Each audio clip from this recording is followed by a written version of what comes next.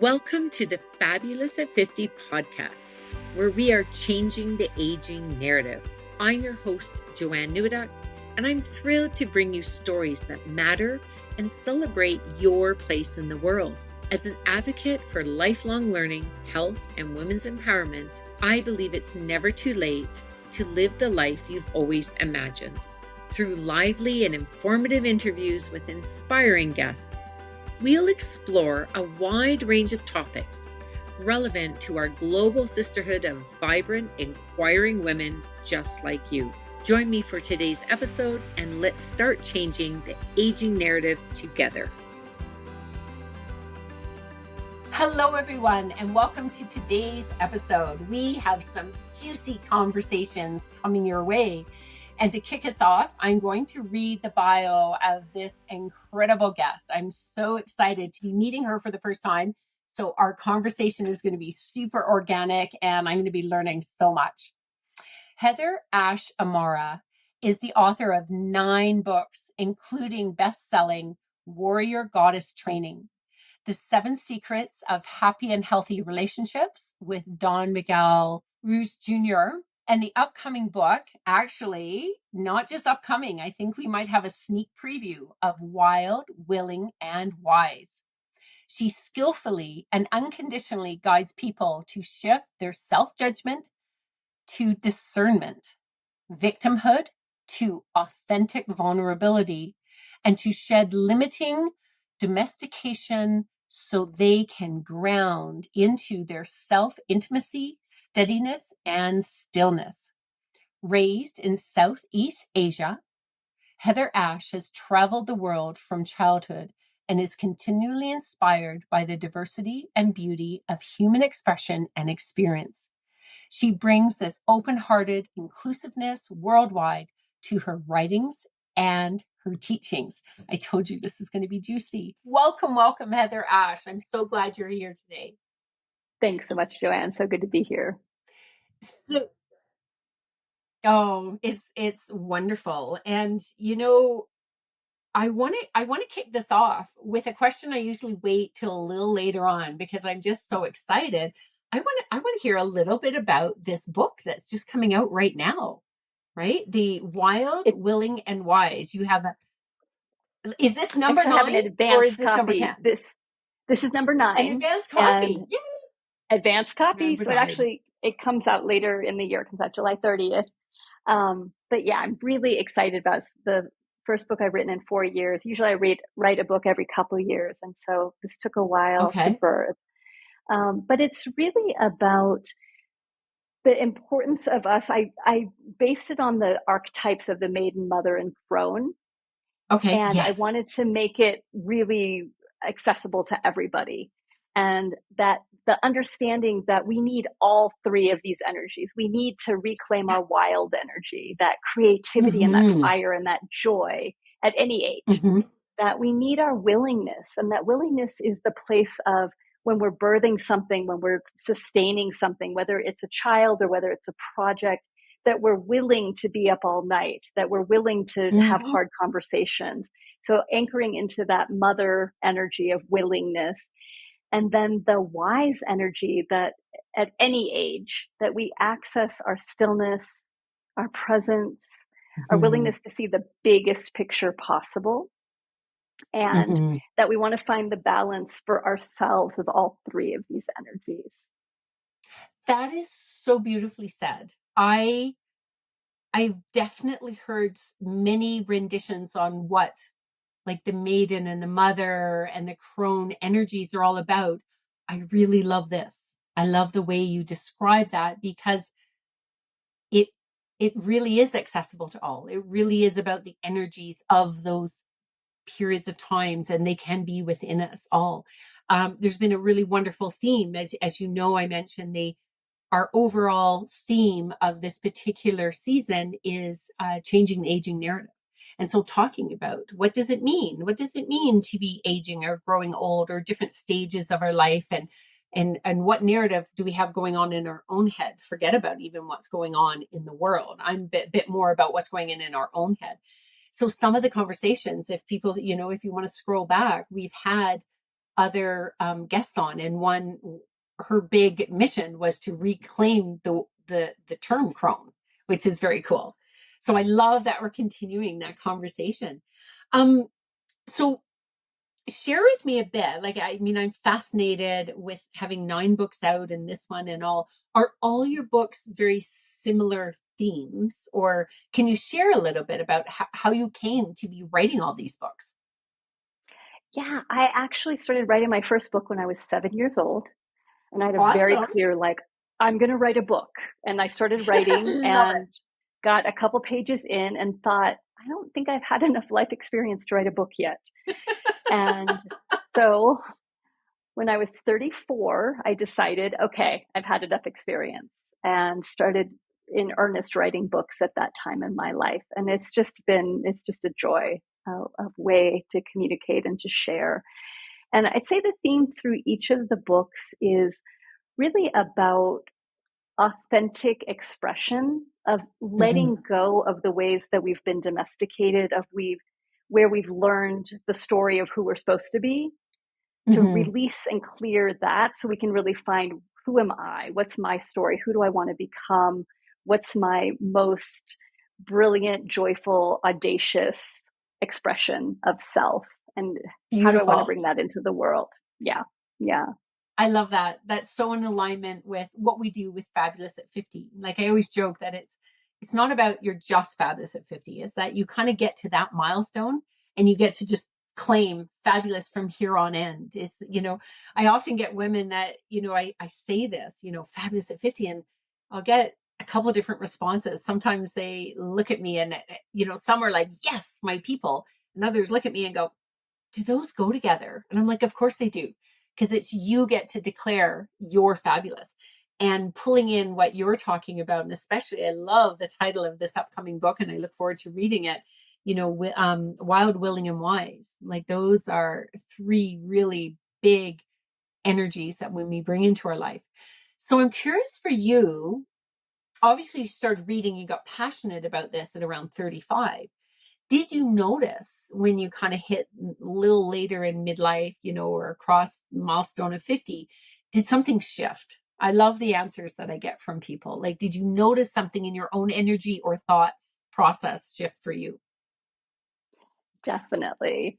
And when I turned 50, I decided to go on an adventure. So I went on a 3-month journey to India and then to Bali, and spent time by myself, and like put my business in my partner's hands and was like, here you go, I'll be back. And what I've noticed, that willingness to step aside, away from everything that I knew, and really just spend time with myself. And I hear this from a lot of people as they get older, is that there's this incredible, like, oh, I don't have to do things for other people any longer. Like, what do I want to do? How do I want to experience the world? And so I've definitely noticed that there's a shedding of the places where I've in the past maybe tried to please people, or tried to um, like make everybody comfortable. And now I'm like, this is just who I am. Like, some people are Yeah. going to like me, some people are not going to like me. It's all good. It's Yeah. all fine. Yeah. There's a commonality that I hear as well. It's that's very similar. It's the filter has fallen off. I'm not trying, the pretense starts to fall away, and it really is, we get a little more real with ourselves and our life, and what's important in our life, and here on forward. So I really love that you're bringing that, and that shift, and that you're sharing your wisdom to go here. What was your first inspiration? Like, when you first started writing, um, was your goal simply to say, okay, I've had this life experience, now I want to write? Because I'm not familiar with your very first book. I'm just curious, did you have a message you wanted to give, or it was more about, I'm sharing my story and maybe it will touch someone else's heart? There was definitely a specific message, and I was working within a community. I was really blessed to apprentice and be a co-teacher and travel with Don Miguel Ruiz, who wrote the Four Agreements, which is a really well-known book. Yeah. It Yeah. is my Which so favorite. If many of, someone says, what yeah, is a book that you must have? That is it. that is it. So I had been working with Miguel for many, many years. And what I noticed is that here was a group of very powerful people that were definitely dedicated to their path of healing and transformation. And what I noticed with many of my peers is that we would make a huge change in our lives and then we would backslide. And so I Yep. was like, what is happening? So I started studying it inside of myself, in my students, in my peer group. And what I noticed is that we had a particular identity of who we had held ourselves to be. And that what often happens is that if you imagine that we have the structure of self identity, which is really familiar. And if you go in and start pulling your self identity apart, imagine having a structure and then starting to pull the structure apart. You don't have a larger container holding you. What happens is the moment there's stress or like all of a sudden you're like, wait, I don't even know who I am anymore. You just pull things back again because that's what's Yep. familiar. So that's what the first book, which at the time was called The Four Elements of Change, it was really about Mm-hmm. how do we create sustainable change? And what I recognize is Beautiful. we need to have a larger container that's holding us. So as we start dismantling who we've been, we can be with that discomfort and that unknown and still feel held until we create a new container for ourselves. And that we keep Beautiful. expanding that. Yeah. Yeah. Beautiful. And I love like the different studies. And as you said, the four agreements to me has been, if you have nothing else as your guiding light, this will guide you. Right. I Yeah. absolutely love that. And any of the trainings that I've done for myself that I support, my community or class in, very similar concepts. And that's what I love is so often there's a like-mindedness, but just sharing it from a different angle because everybody needs to hear it from a different angle, I think. Like a message doesn't always land on everyone the same way.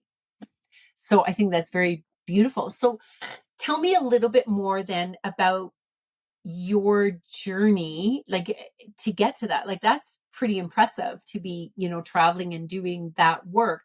What kind of drove you there? Like share just a little bit of your circuitous journey. I know, although I was going to say most people when they're 7 don't say this is what I want to do, but apparently you did. Yes. You just didn't Yeah. know exactly how. But yeah, just share with our listening audience a bit about your journey. I'd love to hear that. Yeah. So it's interesting because we traveled when I was a child. We moved every 2 years, and so my life was like blessed in that I was exposed to a lot of different traditions and spiritualities and ways Mhm. of being. And it was also challenging because I was like my life was blown up every couple of years.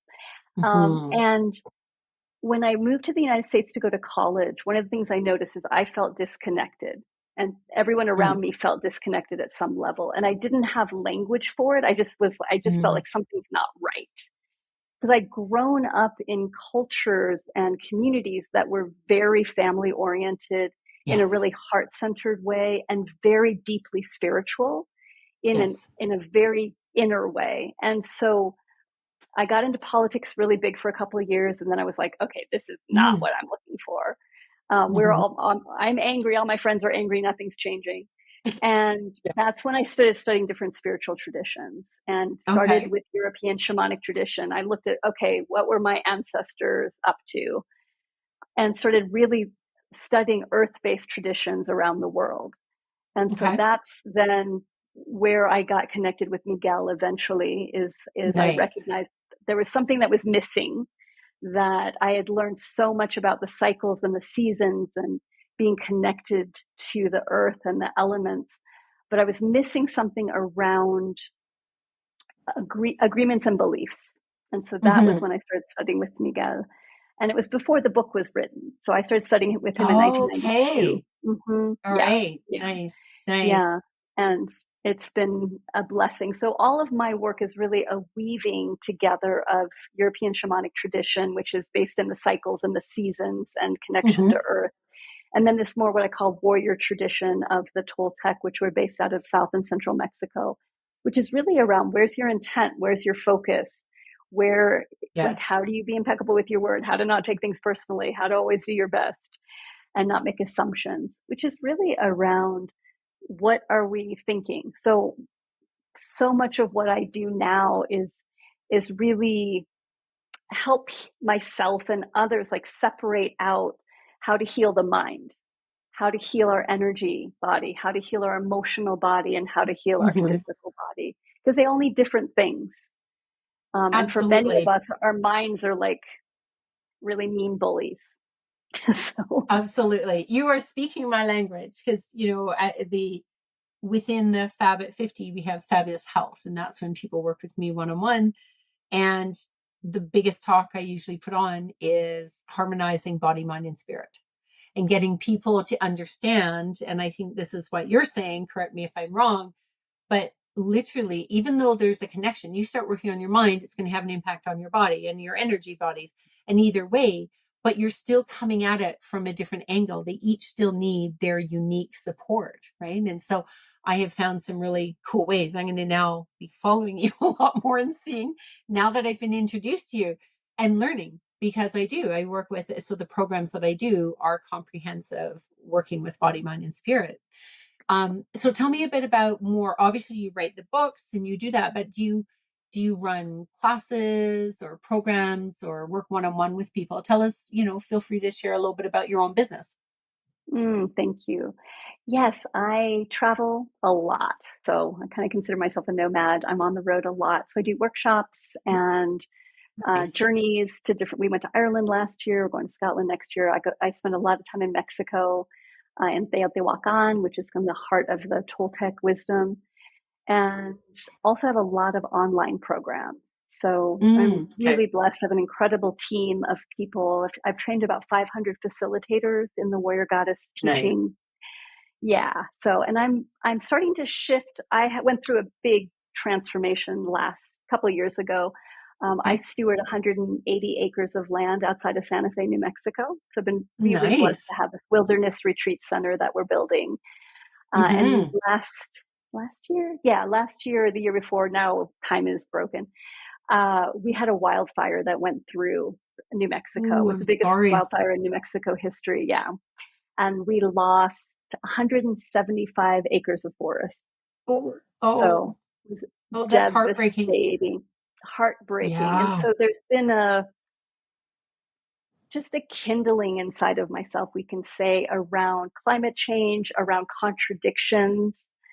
And Mm-hmm. and that's something that I've been really working with in my own life, is a big shift of how to be in these times, which are really complicated and Yeah. heartbreaking in so many ways. So that's what I'm bridging right now, is helping myself and leaders be more in relationship to contradiction and to big change, and how to stay steady during these times. Mm-hmm. Those are big projects for sure, and so needed, and so needed. I'm sorry for the land that you lost, and it's not just land; it's the wilderness space and the animals and the foliage. Like it's fire is quite fire can be cleansing. We know that there's natural, but there's so much of it is man-made cause and quite devastating. Exactly. We certainly, Yeah. being in Canada, we certainly are, like, we were basically on fire all across Canada last year. Is brutal. So we feel for you. Brutal. Yeah. We Yeah. can So yeah, we're all we can navigating something right now, climate change wise, that is, absolutely, absolutely. I we're have going to two get daughters that more work. resilient. Hmm. Yeah, yeah. We need to, and we need to be looking at it. And I'm hopeful. Young people that are coming along and what they're studying and their views. We need to open our ears and be listening to that as well. But I know that you still are also tying this in and working with kind of the goddess work and the warrior goddess. Can you explain that a bit more for anyone that's listening, going, what are they talking about? You know? Absolutely. Yeah, my second book is called Warrior Goddess Training, and I think of these are as two energies that all of us have. And the warrior energy is our clarity, our commitment, it's our focus. And I think of it as Mhm. it's this really focused energy. I know where I'm Yeah. going. That's warrior. And then the goddess energy is about receptivity and play and joy and creativity. And there's this, let's see how we're going to travel. And that Yeah. I don't gender these energies. A lot of people are Yes. when they hear them are like, oh, I'm going to put this in this box. I'm like, don't put them in the box. Like, take them out of the box Yes. Can we just Yes. open to, these are two qualities that we're all learning to embody, and that they're energies, and that just like with wild, willing, and wise as well, we can have an excess of a particular energy, or we can have a deficiency. So we can have an Hmm. excess of warrior, and we're actually in a time, a culture that's excess warrior. That's all about pushing and force, and we can make this happen, and we can override things. And we're learning how to bring ourselves back into more of a goddess. How do we show up in compassion with each other and find our way Beautiful. through rather than push force? And so Yeah, there's a balancing that's happening, and we don't have a lot of role models or maps for this. So we have to I really would lean agree. into each other, of ripen, like, how do we do this in a new way? Yeah, it's Yeah. quite a time we're Yeah. in. I I'm mesmerized because I really love that you've taken it away from the gender, because often it is, oh, this is your masculine, this is your feminine, or so forth. It really is qualities that we all have. And it doesn't matter where you fall in there. And so I really like the angle that this is coming, and it can be for every aspect of our life, right? And we can be more one way maybe in our home setting, and more we show up differently when we go into our work setting, and getting people to really understand that and value what they're doing. I do notice, again, back to kind of talking about age and changing, and when we get into midlife and re-examining and going through menopause and all of that stuff, it's kind of interesting because I find that women really look at both.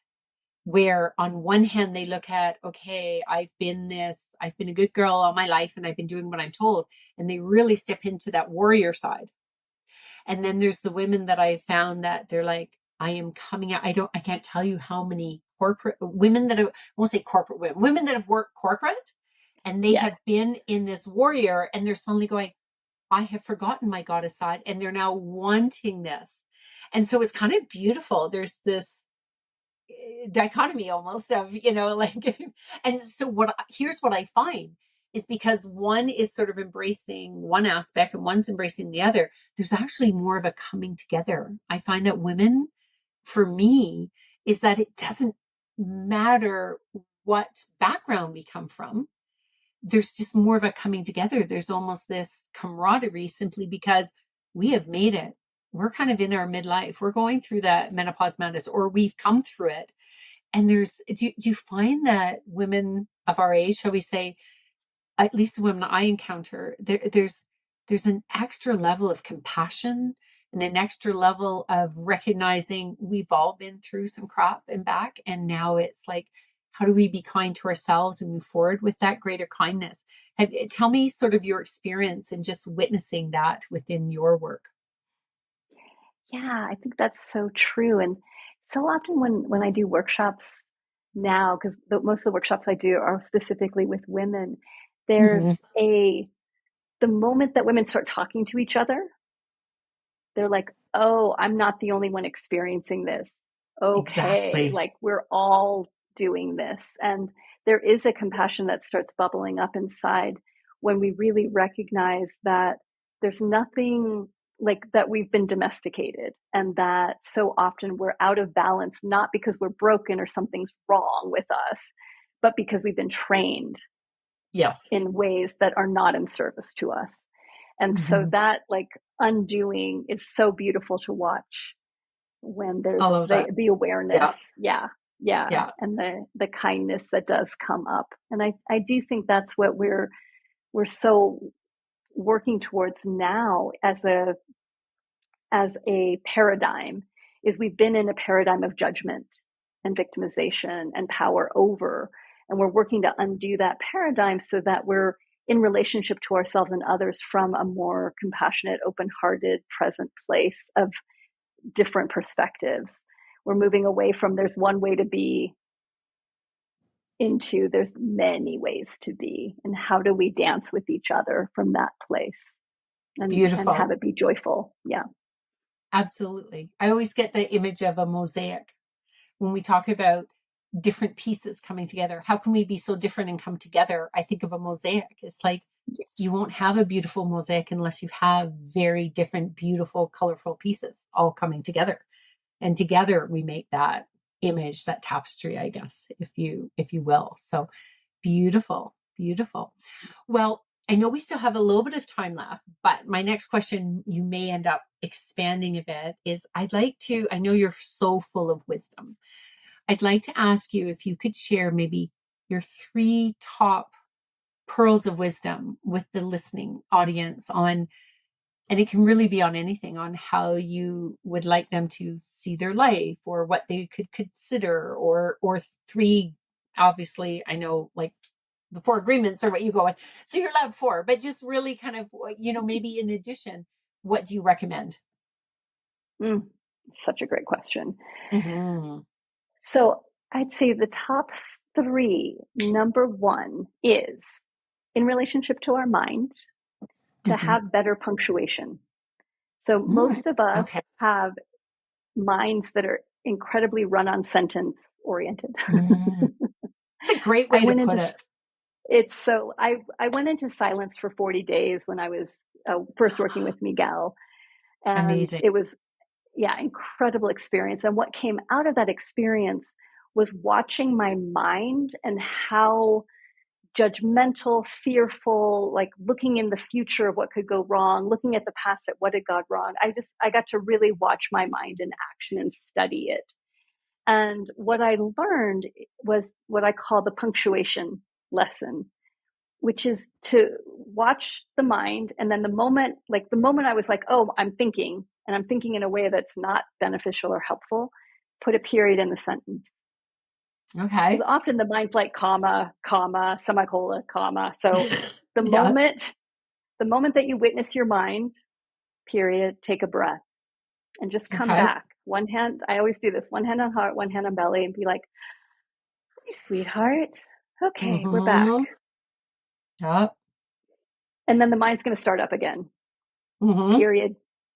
So that's one tool or like bit of advice that has been so helpful for me, is to just put a period in the sentence, wherever my mind is doing, and then ask myself, where do I want my attention to be? Beautiful. Sometimes I love I'll that one. chant, sometimes I'll be in silence, sometimes I'll think about where I want to put my attention. So that's one thing that I love. I love The that. second is what I call the gaps practice. And I, you know, for years I thought if I just meditated every day, everything would be better. Like there's such a way that we're trained that like if you just meditate, you'll be okay. So Doesn't quite what work that way, does it it? doesn't quite work exactly. And how many people that I know that judge themselves because they're not meditating or they're not exercising or they're not like whatever, fill in the blank, period, like come back. So the gaps practice is recognizing that in our lives, there's multiple places where we have faith, where we're waiting in line for coffee at the, Mm-hmm. wherever. We're walking to the bathroom. We're walking down the hall to the conference center. There's many, many places of these in between points that if we think of those as gaps, what we usually do is fill up the gaps with noise, Mm. Yeah, whether that's absolutely. scrolling on our phone or worrying about something. And so to take those gaps as precious and as sacred time, to go into stillness, to sing a song, again, where do we want to put our Mm-hmm. attention? And to Mm-hmm. play with those gaps as a new way to be in relationship with ourselves and the world, which is really I love sweet. that. Just to Yeah, just to sit quietly, like even you mentioned being in the grocery store, instead of immediately pulling out the phone, like just looking around and noticing who's around. exactly. Going into our Take a senses, joyful like, moment, yeah, Yeah. mhm, Yeah. yeah, yeah. Love It that. brings a lot Really more joyful cool. moments. Yeah, Really yeah. cool. Yeah. I'm So that's loving the your second answers one. here. And I think the third one is to I'm writing have notes. what I call true work. So I wrote a Yeah. book called Awaken Your Inner Fire, which was used to be called Sacred Time Management. And it was all about my journey of undoing my learning around work and being busy all the time. And like the Yeah. place that my identity had gotten woven into doing things. And one of the things I came up with is what I call the true work. And your true work is like one word. Because again, this Okay. came out of two. How many people came to me and were like, I don't know what my purpose is. And if I only knew what my purpose was, everything would be okay. And I'm like, no, there's actually something deeper than that. So it's super simple. You can see like what I teach is super simple. So true work, one word. What's one quality that we want to embody this Mm-hmm. lifetime? And it can Mm-hmm. be anything. So it's not something that we've already embodied. It's something that we're like, I really want to figure this out this round. And so it might be peace, it might be compassion, it may be love, it might be presence. But having one word that you can then take into everything that you're doing. So instead of like, there's my work and my healing, everything becomes an experiment to embody that quality. And it just, Beautiful. that, when I came up with that, that just changed my life in such a beautiful way. Yeah. Because now It's more about everything is a a way of practice. being. Yeah, Yeah, it's about a way of exactly. being. I love this Mm-hmm. alignment because one of the practices I do is belief reparenting, which we use. What we do as a practice is pick one word a day. Because sometimes people like it gets Yes, overwhelming to do. exactly. So this was developed by Suze Casey, overwhelming to some people like it's big to pick a word I'm going to have for the rest of my life, right? But I love that empowering to be like this everything, how I show up at my work and how I show up with my kids and how I show up with my relationship. You embody that quality you want to embody. And so the practice I do is we pick a word of day to, and it's a choice. It's like, what are we moving away Beautiful. from?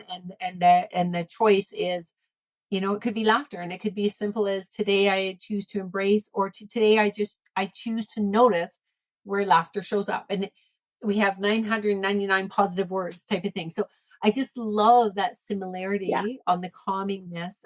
We pick a word a year, and I like that word of being.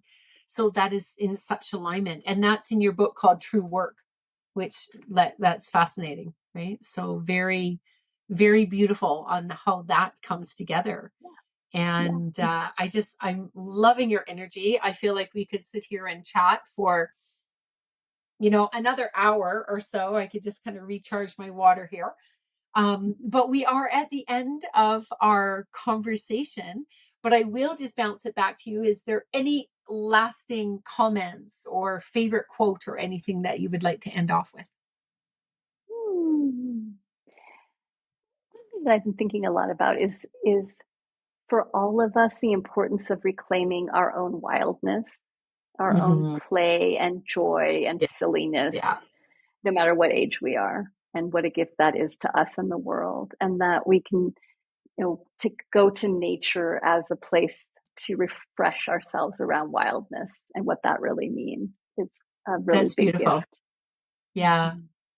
That is so beautiful. And if I can tag team on that, I was listening to one of my energy mentors, Prune Harris, is quite amazing. And someone asked her a question about when so much sadness and heartache is going on in the world, how do we get Mhm. to feel joy? And her comment is if you take it as a whole, because there is such heartache, it's in a sense our duty to bring in joy, because in the whole it balances out. And so I love your comment of the more we embrace our wildness, our joy, and tap into it, we can show up in a bigger way to help balance and counteract what we do not want in the world, right? And Absolutely. bring in, it's like be the change you want to see, right? So there's so many ways, and I just love the way all the different types of people can be on different pathways, but there's such a coming together on what people want and the mission. It's like we're all on a similar journey, just Yes. taking different roads to get there. So it's been such a pleasure talking to you, and thank you so much for joining us. And all of your bio and some of the notes and contact information will be in the show notes, so please do check them out. And I am going to be watching, I might even bounce it, get one of your amazing team to let me know when things are released, and we'll pop a note in our we have a big Beautiful. Facebook group, and we're happy to share that, hey, the book's released, so grab your coffee. All righty. Thank you. So thank you so much. Take care, everyone, and we'll see you next week. Thank you so much for tuning in today. But before you leave, I'm curious. What pearl of wisdom are you taking away from today's episode? I do hope it held some inspiration or information for you to live your best life. If you are not yet part of our sisterhood, I invite you to join our community by visiting our website, fabulousat50.com, and you'll receive a free copy of our ebook, Make Mine Fabulous, 21 Ways to Energize Your Life. It is packed with loads of tips and tricks. Plus, if you haven't already done so, please subscribe to this podcast and leave us a review to let us know what you think. Remember, keep choosing fabulous. It's never too late to live the life you deserve. Catch you on the next episode.